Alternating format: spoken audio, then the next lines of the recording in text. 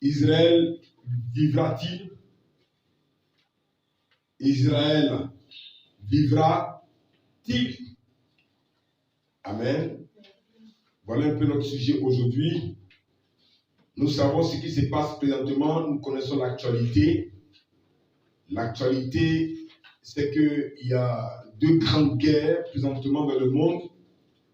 Il y a la guerre Russie-Ukraine et il y a la guerre Israël contre le Hamas. Mais cette guerre vraiment est très impressionnante. La dernière dont je parle, parce qu'il s'agit d'Israël. Et Israël est sous pression présentement. Tous les ennemis autour d'Israël sont prêts à en découdre avec Israël. Vous savez, le monde est divisé en trois groupes. Le monde est divisé en trois groupes.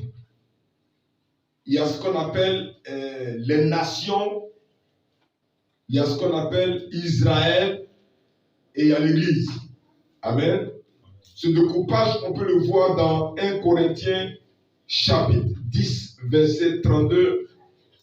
1 Corinthiens chapitre 10, verset 32 dit ceci, je lis, « Ne soyez un scandale ni aux Grecs, ni aux Juifs, ni à l'Église de Dieu. » Voyez un peu ce qui est écrit. Ne soyez un scandale ni aux Grecs. Donc les Grecs, c'est les nations. Les Grecs, c'est les nations. Ni aux Juifs. Aux Juifs, ça fait référence à Israël. Et ni à l'Église de Dieu. À l'Église de Dieu, c'est tous les rachetés, tous ceux qui ont accepté le Seigneur Jésus-Christ de Nazareth. Donc, vous voyez un peu, le monde entier est divisé en trois grands groupes. Les nations, Israël et l'Église. Nous avons accepté Jésus-Christ, nous faisons partie de l'Église. C'est vrai que nous sommes dans les nations, mais nous sommes un groupe à part. Amen. Gloire à Dieu. Et ce que vous devez savoir, que l'Église et Jésus-Christ, n'est-ce pas, l'Église de Jésus-Christ et l'Israël, nous avons pratiquement les mêmes histoires. Nous avons pratiquement la même histoire. Nous avons pratiquement la même destinée. Amen. Nous allons commencer notre texte de base en disant merci à Dieu. Père, nous te bénissons pour ta parole. Elle est merveilleuse. Tu nous fais du bien encore. Tu nous parles encore et encore. Et que ton nom seul soit loué et glorifié au nom puissant de Jésus. Amen. Donc nous allons prendre notre texte de base. C'est tout dans Genèse chapitre 49. Genèse chapitre 49. Nous allons lire du verset 8 au verset 9. Il s'agit ici d'une action très prophétique, d'une parole très prophétique prononcée par le patriarche Jacob. Genèse 49, versets 8 et 9. Le patriarche Jacob est le père, n'est-ce pas, des 12, qu'on appelle aussi Israël. Vous connaissez toute son histoire. Il a réuni ses fils, il a réuni ses 12 fils et il a commencé à parler sur leur vie. On n'a pas dit que Jacob était prophète, mais Jacob a fait rassembler ses 12 fils avec la grâce de Dieu qui est sur lui, avec la caution de Dieu qui est sur lui, avec son intimité avec le Seigneur, avec sa transformation par Dieu. Nous savons que son nom est passé de Jacob à Israël. Il a rassemblé ses fils et il leur a dit, n'est-ce pas, au verset 1, regardez ce qu'il est écrit dans Genèse 49, verset 1. Il dit, Jacob appela ses fils et dit, assemblez-vous et je vous annoncerai ce qui vous arrivera dans la suite des temps. Waouh, c'est extraordinaire. Je prie que nous soyons ces gens de paix qui appellent les enfants et qui annoncent des choses qui vont leur arriver dans la suite des temps. Mais vous savez que ce que Jacob a dit à ses enfants, il y a des choses qui n'étaient pas bien. Oui, parce qu'il a vu des choses qui leur allaient arriver. Il n'y a pas eu que des bonnes choses, il y a eu des situations aussi compliquées. Mais ce qui est important de savoir, c'est que les 12 fils ont reçu des paroles, mais ces 12-là allaient bâtir la nation d'Israël. Amen. Amen. Donc, il y a des milliers d'années en arrière, un père réunit ses enfants et il leur dit, les enfants, venez, je vous dis ce qui va vous arriver. Et il a commencé à leur parler. Et au verset 8, regardez ce qu'il dit ici. Il dit, Judas, tu recevras les hommages de tes frères. Ta main sera sur la nuque de tes ennemis. Les fils de ton père se prosterneront devant toi. Judas est un jeune lion. Tu reviens du carnage, mon fils. Il ploie les genoux, il se couche comme un lion, comme une lionne qui le fera lever. Alors nous savons que Judas, ici, c'est la nation, la tribu qui allait plus tard rendre imagée, qui allait être plus tard l'image de tout Israël. Alléluia. Amen. Donc parce qu'en parlant de Judas, on parlait à celui qui allait devenir comme roi sur Judas, sur Israël. Amen. Donc Judas ici représente tout Israël. Gloire à Dieu. Donc en parlant ici, Jacob est en train de dire que voici ce qui va vous arriver, vous, nation d'Israël. Gloire à Dieu. Amen. Et nous avons vu que des choses sont arrivées. Des choses sont arrivées dans la suite des temps. Il y a eu des événements. Israël a subi toutes sortes de pressions. Israël a subi toutes sortes d'attaques. Israël a subi toutes sortes de choses. Ils sont restés en captivité en Égypte. Ils sont partis après de l'Égypte. Ils ont subi des pressions. Ils ont été captifs de plusieurs nations. Ils sont même allés à Babylone. Les Byzantins, les nations, les Perses, ont dominé Israël. Israël a subi toutes sortes de choses. Mais qu'est-ce qui se passe? Israël, nous n'oublions pas cela, c'est la nation que Dieu s'est choisie. Alléluia. Amen. Dieu s'est choisi un peuple parmi tous les peuples pour faire d'Israël une nation qui va lui appartenir. Alléluia. Amen. Gloire à Dieu. Amen. Donc Dieu s'est choisi Israël, Dieu s'est choisi la nation d'Israël afin que cette nation-là lui appartienne pour toujours à jamais. Amen. Et Dieu leur a dit que si vous péchez contre moi, voici les choses qui vont vous arriver. Mais si vous vous repentez, je vais faire quoi? Je vais vous recueillir, je vais vous accepter, je vais vous recevoir. C'est pour ça que Néhémie a dit, regardez ce que Néhémie a dit. Néhémie chapitre 1, qu'est-ce que Néhémie a dit ici? On peut voir un peu ces choses-là. Merci Seigneur pour ta parole. Néhémie a dit dans Néhémie chapitre 1, regarde ce qu'il a dit ici. Merci Seigneur. Néhémie chapitre 1, verset 8. Voici ce que Néhémie dit. Néhémie dit, souviens-toi de cette parole que tu donnas à Moïse, ton serviteur, de prononcer, lorsque vous pécherez, je vous disperserai parmi les peuples. Vous avez vu ce qui s'est passé? Dieu a dit à Israël, par la bouche de Moïse, que quand vous allez pécher contre moi, là, je vais vous disperser. Et plusieurs fois, Israël a été dispersé. Mais quand Israël se repent, Dieu leur donne la victoire. Quand l'ennemi se lève contre Israël, et Israël s'est repenti de son péché, Dieu lui donne la victoire. Quand Israël a péché et que l'ennemi vient, l'ennemi frappe Israël, l'ennemi détruit Israël, l'ennemi prend Israël, l'envoie en déportation. Mais quand Israël se repent, Dieu restaure Israël. Regardez ce que le verset 9 dit. Il dit, mais si vous revenez à moi et si vous observez mes commandements et les mettez en pratique, alors quand vous serez en exil, exilé à l'extrémité du ciel, de là, je vous rassemblerai et je vous ramènerai dans le lieu que j'ai choisi pour vous faire résider mon nom. Alléluia. Amen. Il dit que si vous avez péché contre moi, je vais vous disperser. Mais si vous vous repentez, je vais vous rassembler dans ce lieu-là où j'ai décidé de faire résider mon nom. Et c'est cette terre-là qui appartient à Israël. Israël a subi toutes sortes d'humiliations. Israël a subi toutes sortes de pressions jusqu'à ce que Babylone le prenne. Et 70 ans après, écoutez très bien ce qui se passe. Israël a fait des choses que Dieu n'a pas aimées. Et 70 ans, quand Babylone a pris Israël, 70 ans après, Dieu les a ramenés sur les terres.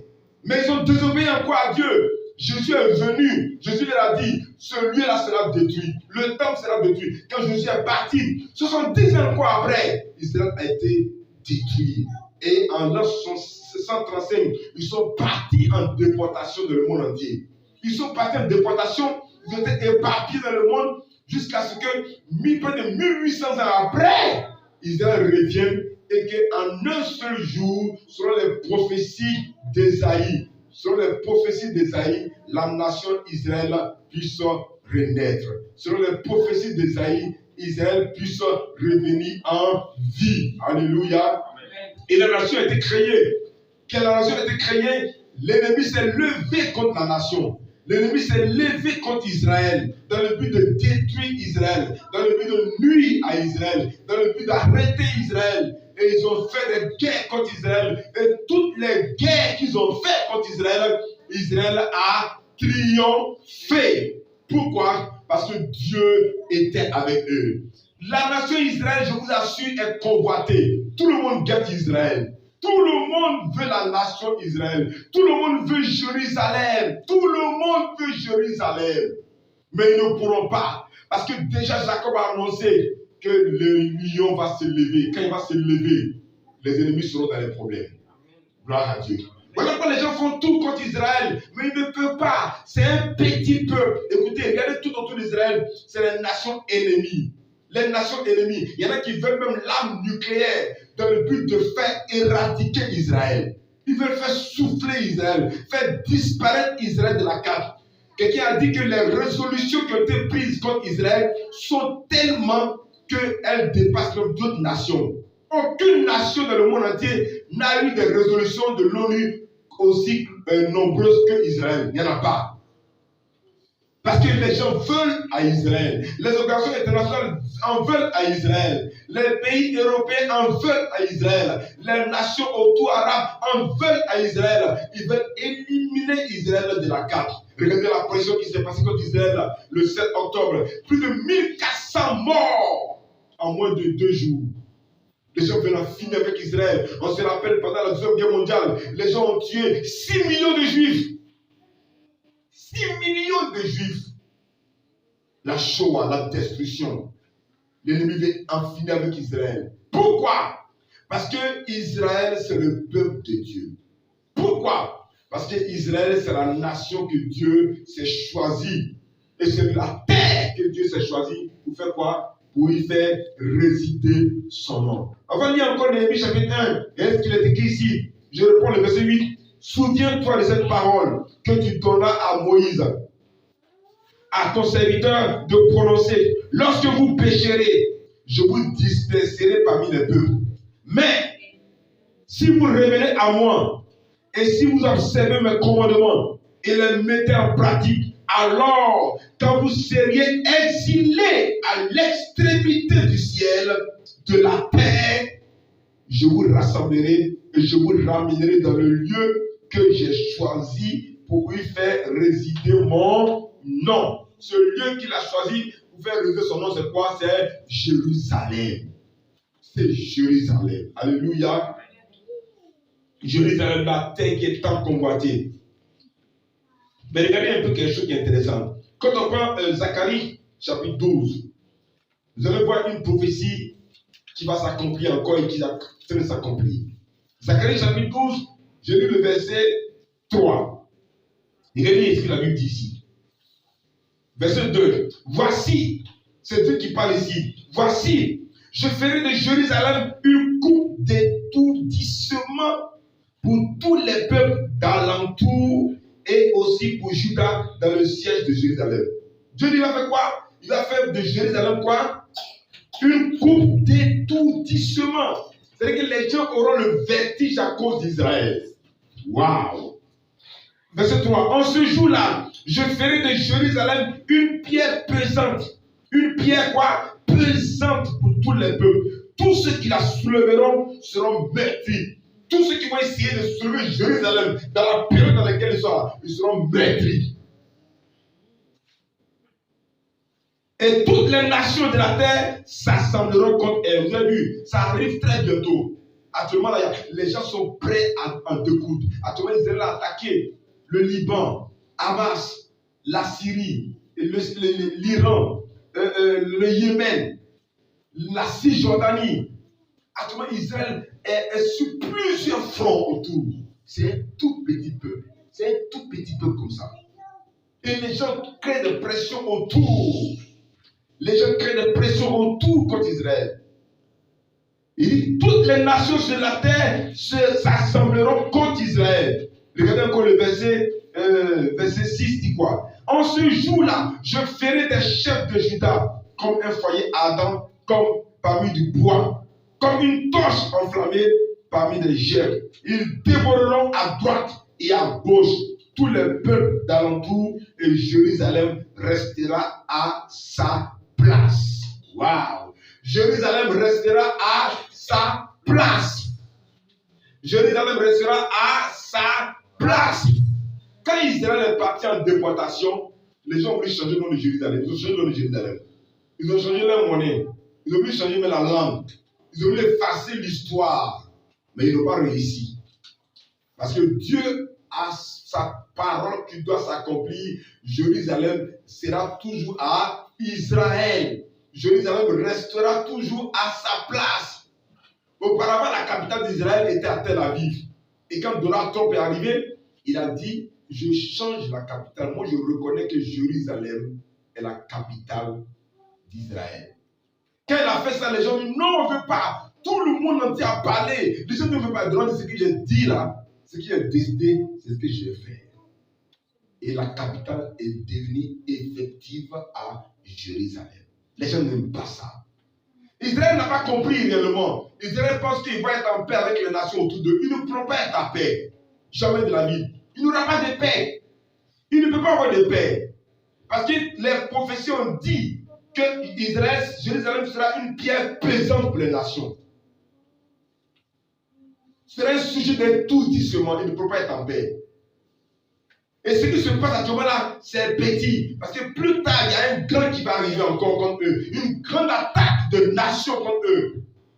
Mais selon les prophéties bibliques, Dieu va toujours leur donner la victoire. Amen.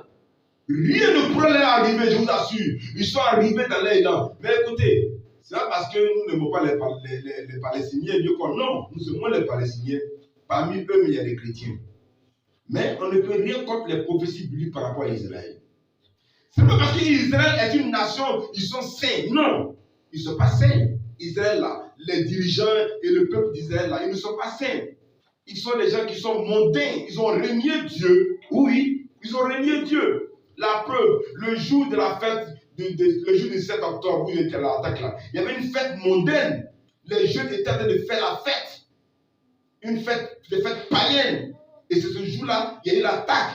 Et c'est parmi eux, il y a eu le plus de morts. Parce qu'ils sont allés faire la fête à la frontière avec le Hamas. Parce que pour eux, la paix est en train de revenir. Mais je vous assure qu'il y a un mois, il y a 2 semaines en arrière, le premier ministre israélien a dit qu'il y aurait un corridor de paix à partir de Jérusalem, à partir de la Palestine jusqu'à l'Europe.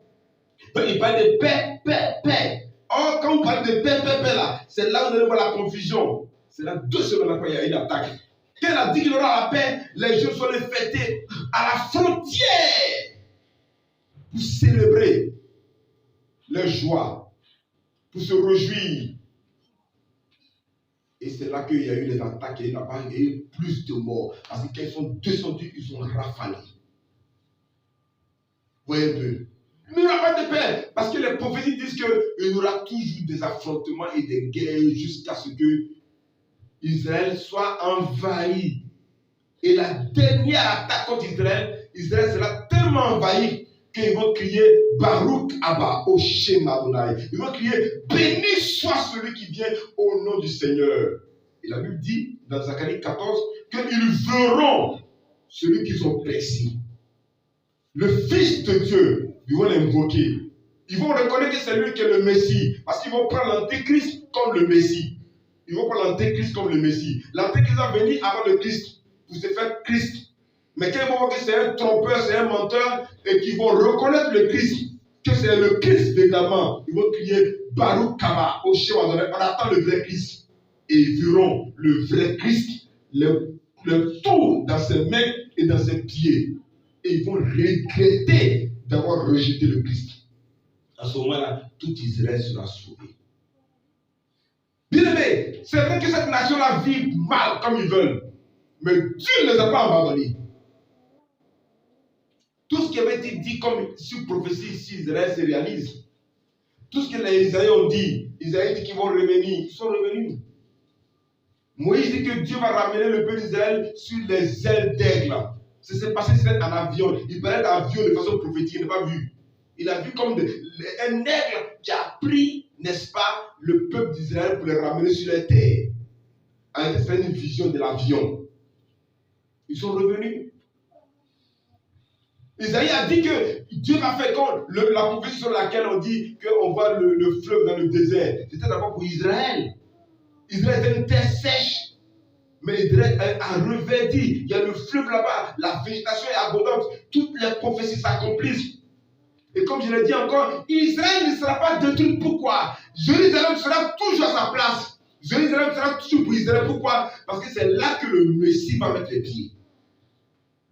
Le Messie va mettre les pieds avec qui? Avec l'Église. Pour venir prendre Israël. Voilà pourquoi ce qu'il doit comprendre, c'est qu'il y a les nations, il y a Israël et il y a l'Église. Et j'ai dit au début que Israël et les nations, Israël et l'Église ont la même destinée. De la même manière que les gens ne pourront rien contre l'Église de Jésus-Christ Nazareth, c'est comme ça que les gens ne pourront rien contre Israël. Alors que Jésus a dit, je bâtirai mon Église et les portes du séjour des morts ne prévaudront point contre elle.